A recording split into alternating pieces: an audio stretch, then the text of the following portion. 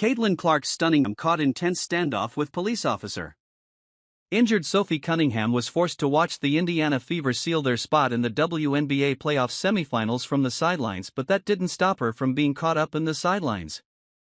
The number 6 Indiana Fever advanced to the semifinals of the WNBA playoffs in a major upset over the number 3 Atlanta Dream thanks to a narrow 87-85 victory in the elimination game on Thursday night. However, it wasn't all plain sailing for the Fever as Cunningham, who was recovering from a knee injury, found herself in a standoff with a police officer. With just over 4 minutes left in the fourth quarter and the Dream leading by 6, Indiana star Odyssey Sims hit the court, appearing to have sustained yet another injury for the Fever. Sims intercepted a bad pass from Atlanta forward Nez Hillman and tore down court for a one-on-one breakaway. Sims went up for the layup but was intercepted by Dream superstar Allisha Gray, who sent her crashing to the court as she attempted to block the shot.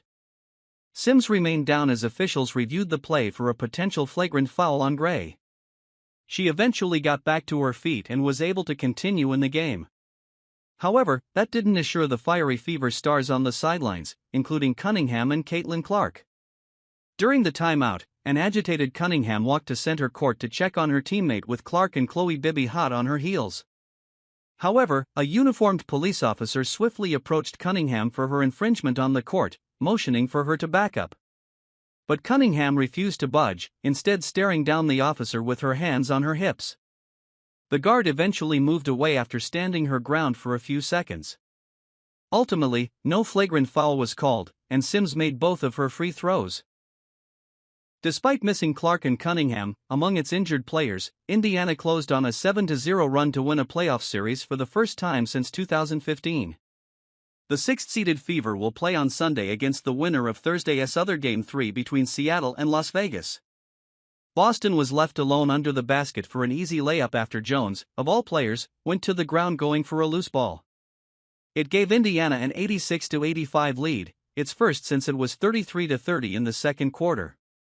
Ryan Howard twice had trouble inbounding the ball in the final seconds, with Hull coming from behind to poke it away from Jones. Indiana got it to Odyssey Sims, who went 1 of 2 at the free throw line to give Atlanta another shot with 1.2 left. Jones' off-balance three-pointer at the buzzer was off the mark. Kelsey Mitchell led Indiana with 24 points and Boston had 14 points, 12 rebounds and 6 assists.